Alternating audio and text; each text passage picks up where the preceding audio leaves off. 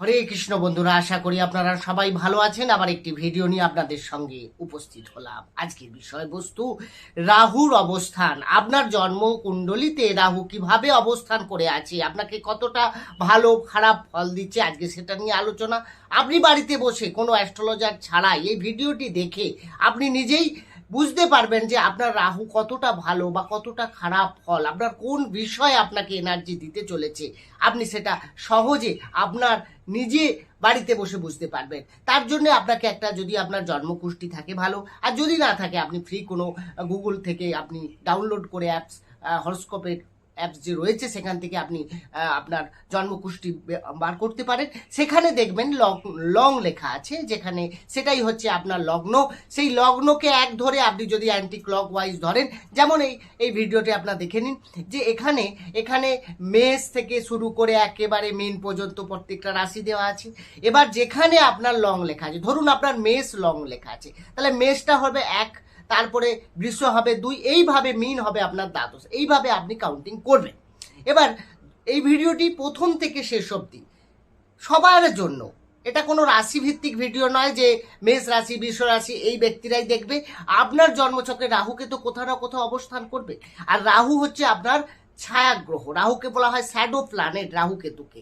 তো যেই ভাবে বসে সেই ভাবকে কিন্তু একটা ব্যতিব্যস্ত করে দেয়। সেই ভাব থেকে কিভাবে ফল আপনি পজিটিভ করে তুলে আনবেন, সেটাই আজকের আলোচ্য বিষয়বস্তু। তাই ভিডিওটি প্রথম থেকে শেষ অবধি দেখবেন, নাহলে কিন্তু অনেক মিস করবেন।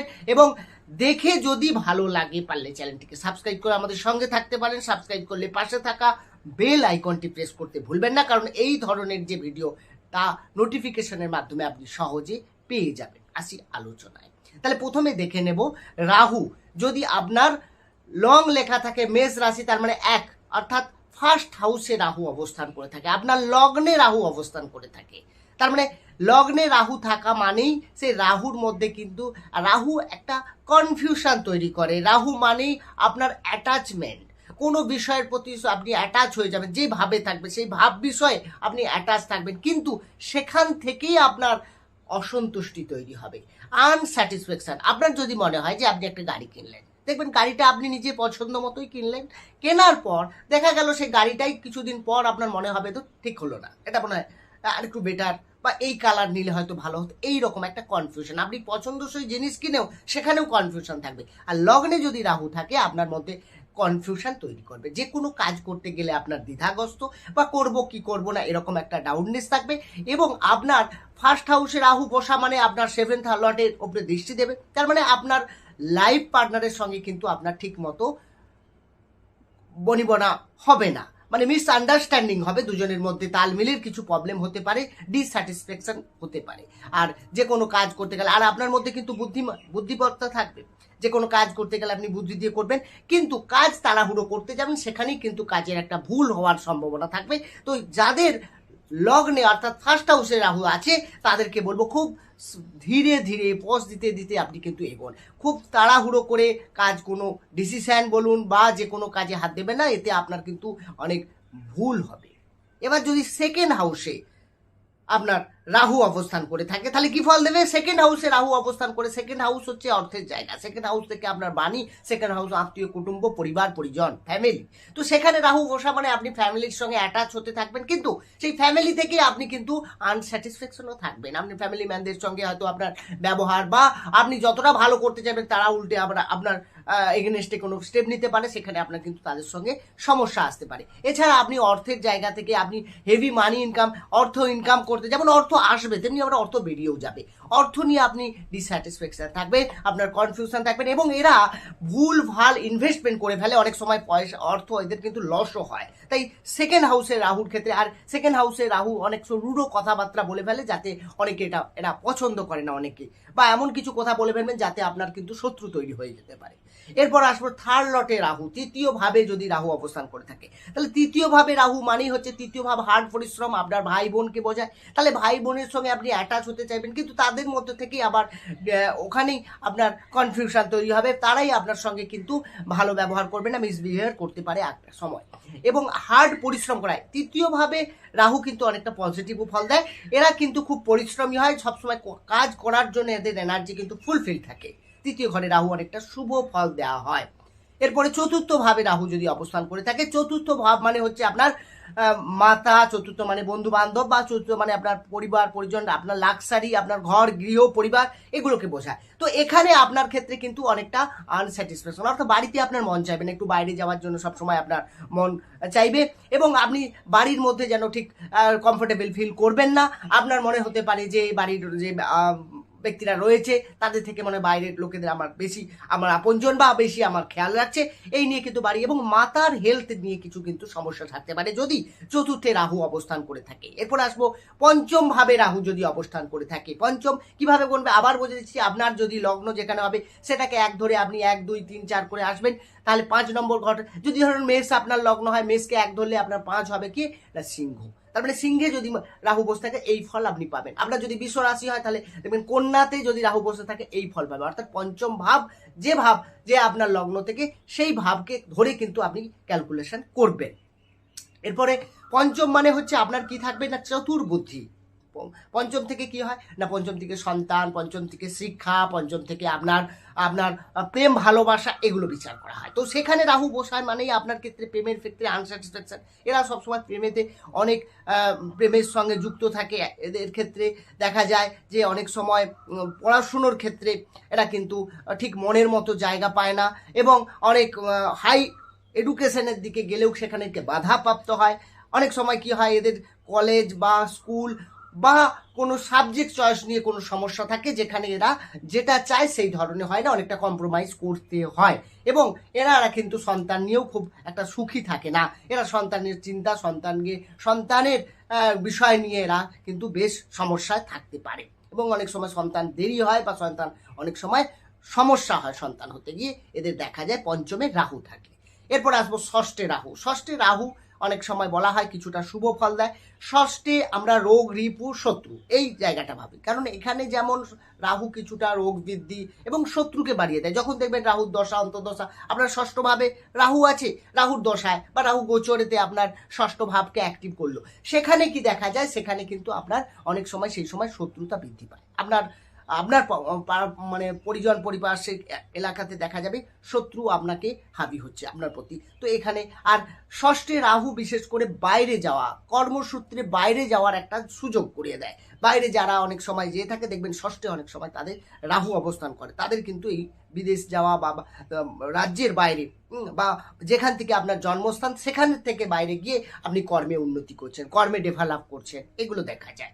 এরপরে যদি সপ্তমে রাহু থাকে, তাহলে সপ্তম ভাব হচ্ছে কি না যেখানে আপনার লাইফ পার্টনারের ঘর, সপ্তম থেকে আমরা বিজনেস বিচার করি। তার মানে এখানে বিজনেস ওরিয়েন্টেড, অর্থাৎ যদি আপনি ট্রেডিং করেন বা আপনি কোনো লোহা বা হার্ড ওয়ার্কের সঙ্গে কোনো বিজনেসের সঙ্গে যুক্ত থাকে, আপনার কোনো কারখানা থাকে, সেখানে বেশ ডেভেলপ করায়। কিন্তু বাকি যদি দেখা যায় বিজনেসে কিন্তু কিছুটা গ্রোথ হলেও মাঝে মধ্যে কিন্তু আপ ডাউন দেখা যায় এই সপ্তমে রাহু থাকলে। আর আপনার লাইফ পার্টনারের সঙ্গে তার সঙ্গে কিন্তু খুব একটা মনোমালিন্য বেশ ভালোই দেখা যায়। এখানে কিন্তু দুজনের মধ্যে মতের মিল হয় না, দুজনের মধ্যে কিন্তু কিছু কিছু বিষয় নিয়ে আনস্যাটিসফ্যাকশন তৈরি হতে পারে, এটা কিন্তু আপনাদের খেয়াল রাখতে হবে।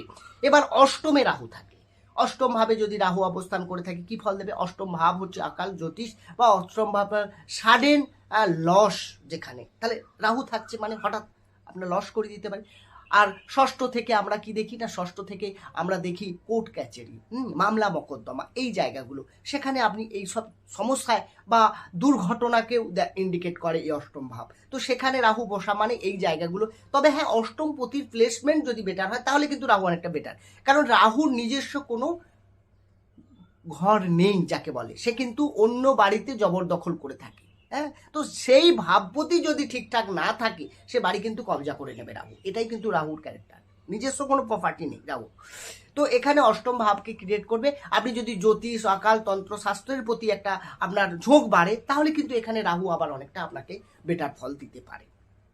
নবম ভাবে যদি রাহু থাকে, নবম ভাব কিসের ঘর? পিতা। নবম ভাব থেকে আমরা লাক, আপনার ভাগ্য কতটা আপনার সাথে রয়েছে সেটা বোঝা যায়। তো নবমে রাহু থাকলে ভাগ্যের তো কিছু বিড়ম্বনা করায়। আপনি যে সময় যে কিছু পাওয়ার কথা সে সময় আপনার একটু দেরি হতে পারে, বাধা পেতে পারেন, কিছু কিছু তো বাধা আসবেই। পিতার অর্থ নিয়ে আপনি খুব চাপে থাকবেন, কারণ পিতার অর্থ কবে পাবো, তার সম্পত্তি কবে পাবো, এই নিয়ে একটা আপনার মধ্যে কিন্তু টানাপোড়েন চলবে। ঠিক পাবো তো না আমার এটা বেরিয়ে যেতে পারে, এই ধরনের চিন্তা ভাবনা কিন্তু আপনার আসতে পারে। তবে এখানে আপনি ভাগ্যের মাঝে মাঝে বিড়ম্বনায় পড়তে পারেন। তো এই জন্যে খুব ভেবেচিন্তে আপনাকে ডিসিশন নিতে হবে যে আপনি ভাগ্যের অদৃষ্টের ওপর ভরসা করে আপনি যদি বসে থাকেন, তাহলে কিন্তু এখানে রাহু আপনার খুব একটা ভালো কাজ করবে না।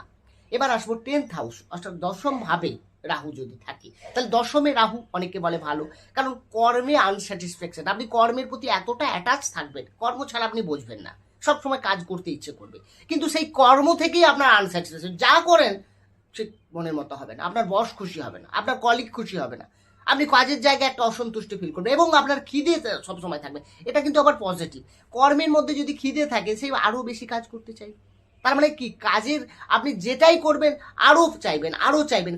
এই ক্ষুধা অতৃপ্ততা রাহু যেই ভাবে থাকবেন, এক কথায় যদি বলা যায় এই দ্বাদশ যে ভাব রয়েছে তার মধ্যে যেই ভাবেই থাকুক না কেন সেখানে কিন্তু একটা অতৃপ্ততা তৈরি করে দেয় এই রাহু।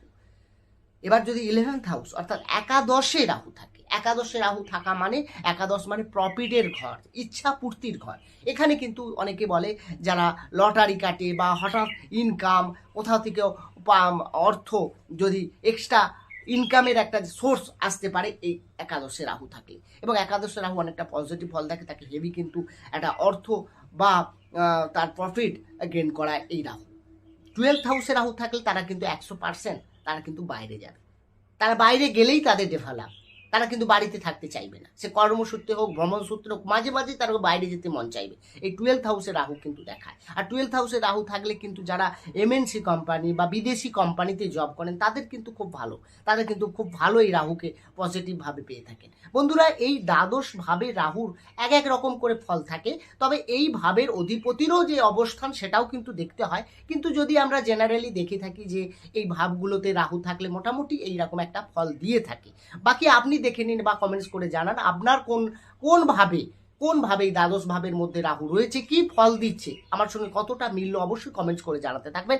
আর যদি আপনারা যে ধরনের ভিডিও চাইবেন তার জন্য কমেন্টস সেকশন তো খোলাই থাকছে, সেখানে আপনারা ভিডিও মানে আপনারা কোশ্চেন করতে পারেন বা আপনাদের কোনো মতামত থাকলে সেটাও জানাতে পারেন। আর এই আলোচনা কিন্তু চলতে থাকবে, এক একটা টপিক এক একটা বিষয় এক একটা রাশি নিয়ে আমরা আলোচনা করব। জ্যোতিষের কোনো শেষ নেই, একটা জন্ম কেটে যায় জ্যোতিষ শিখতে শিখতে, তো সেখানে মানে অগাধ সমুদ্রের মতো জ্যোতিষ শাস্ত্র, সেখান থেকে যতটা আমার জ্ঞান থাকবে আপনাদেরকে উপহার দেব। আপনারা যদি কিছু জানতে চান কমেন্টসে জানাবেন, আর যদি কেউ জন্মকুষ্টি বিচার করতে চান, কোনো আপনার বাস্তু রিলেটেড কোনো কোশ্চেন থাকে অবশ্যই আমার ডেসক্রিপশনে নম্বর রয়েছে, সেখানে গিয়ে সরাসরি যোগাযোগ করতে পারেন। বন্ধুরা আমি চেষ্টা করব আপনাদের সব প্রশ্নের উত্তর দিতে। বন্ধুরা ভালো থাকুন, সুস্থ থাকুন, দেখা হবে অন্য একটি ভিডিও নিয়ে। হরে কৃষ্ণ।